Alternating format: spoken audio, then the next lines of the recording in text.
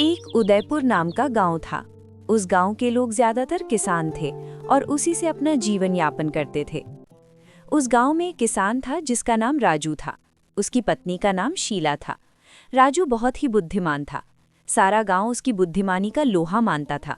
जब किसी का कोई काम फंसता तो वो राजू के पास समस्या का समाधान करने के लिए जाता था और गांव में राजू चतुर के नाम से प्रसिद्ध था। इस बार गांव में फसल की उपज बहुत ही कम हुई थी, इसलिए सब लोग चिंतित थे। इसी को लेकर एक दिन राजू शीला से कहता है, अजी सुनती हो, इस बार फसल की उपज बहुत कम हुई है। लग रहा है कोई और काम ढूंढना पड़ेगा, तभी इस बार काम चल पाएगा, नहीं तो 2 वक्त की रोटी भी नहीं मिल पाएगी। फिर शीला कहती है, जी आप बात तो सही कह रहे हैं, लेकिन दूसरा कौन सा काम हम लोग करेंगे? हमें तो किसानी के अलावा कुछ करना भी नहीं आता। देखते हैं, मुखिया जी से इस बारे में बात करेंगे। शायद मुखिया जी कोई सुझाव दे दें।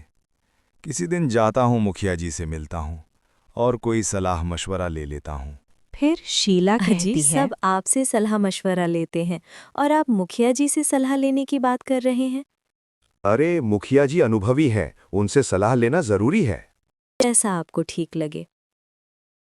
एक दिन गांव में एक व्यापारी आता है जो गांव वालों से फसल खरीदने के लिए आया था। वो सीधे मुखिया जी के पास चला जाता है। वो स्वभाव से बड़ा चालाक मालूम पड़ता था।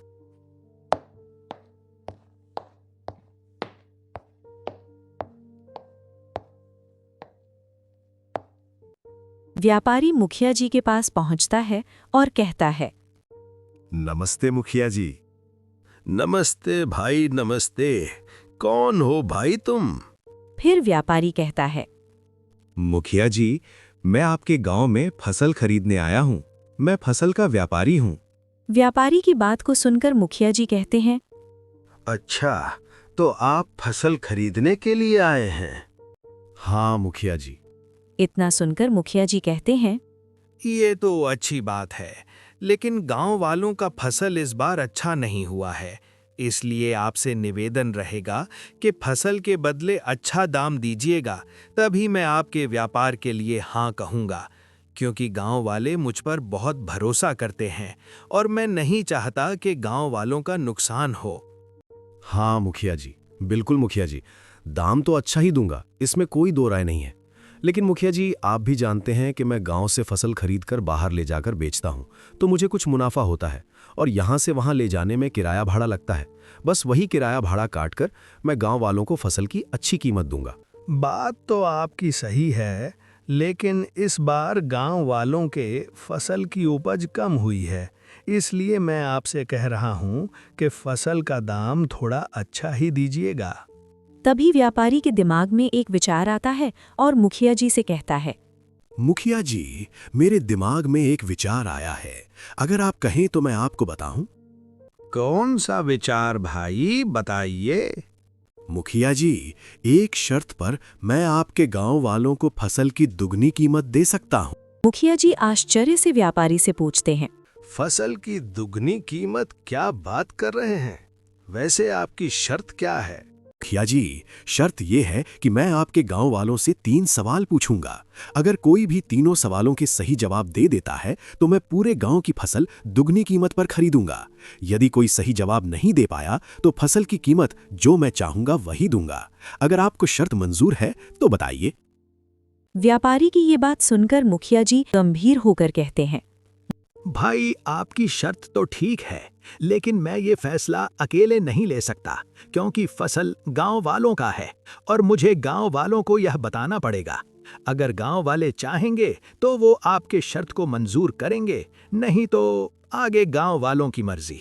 ठीक है मुखिया जी, आप गांव वालों से पूछ लीजिए, क्योंकि आप बता रहे हैं गांव वालों का फसल अच्छा नहीं हुआ है। यदि वे ये शर्त जीत जाते हैं तो उन्हें दुगना मुनाफा मिलेगा और उनकी जो फसल की उपज कम हुई है उसकी भरपाई हो जाएगी।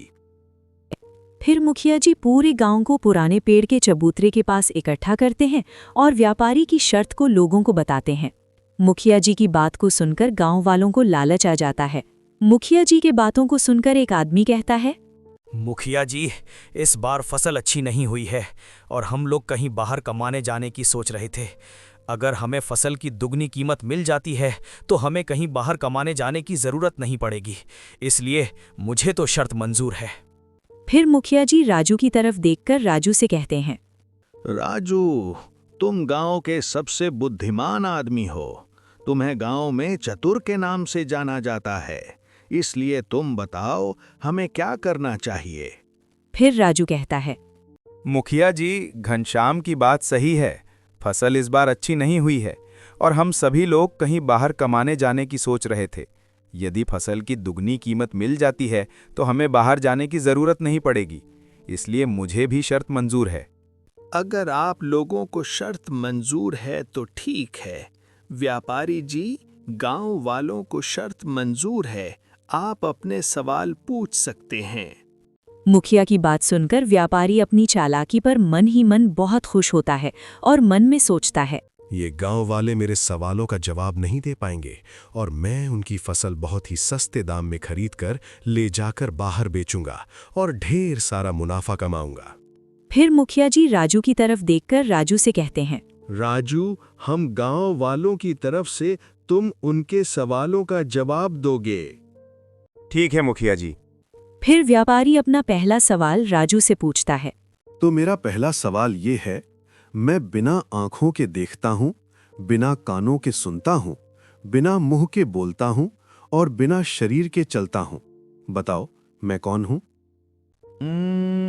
आपके सवाल का जवाब है गूंज। आपका उत्तर सही है। व्यापारी के ऐसा बोलने पर गांव वाले खुश हो जाते हैं और ताली बजाने लगते हैं। फिर व्यापारी अपना अगला सवाल पूछता है। मेरा दूसरा सवाल ये है, वो क्या है जो खुद नहीं चलता लेकिन हमेशा चलता रहता है? आपके सवाल का जवाब है समय, जो खुद नहीं चलता लेकिन हमेशा चलता रहता है। राजू के उत्तर को सुनकर व्यापारी फिर चौंक जाता है और कहता है, आपका ये भी उत्तर सही है। व्यापारी की आवाज सुनकर गांव वाले फिर खुश हो जाते हैं और ताली बजाने लगते हैं। व्यापारी फिर अपना अगला सवाल पूछता है। आपका अगला और आखिरी सवाल ये है, जितना ज्यादा तुम मुझे छुपाओगे उतना ही मैं सामने आऊंगा। बताओ, मैं कौन हूं? राजू सवाल को सुनता है और कुछ समय सोचता है, फिर कहता है, आपके इस सवाल का जवाब है सच। राजू के जवाब को सुनकर व्यापारी अपना माथा पीटने लगता है और कहता है, आपका ये भी उत्तर सही है। व्यापारी की ये बात सुनकर गांव वाले खुश हो जाते हैं और राजू के लिए ताली बजाने लगते हैं और व्यापारी अपनी हार पर शर्मिंदा होता है और गांव वालों को फसल की दुगनी कीमत देकर चला जाता है। गांव वाले फसल की दुगनी कीमत पाकर खुश हो जाते हैं और रोज की तरह सब अपने खेतों में कामकाज के लिए चले जाते हैं। कहानी की सीख ये है कि किसी को कभी भी कमजोर नहीं समझना चाहिए। कहानी पसंद आई है तो लाइक करो, सब्सक्राइब करो और अपने दोस्तों को शेयर कर दो। धन्यवाद।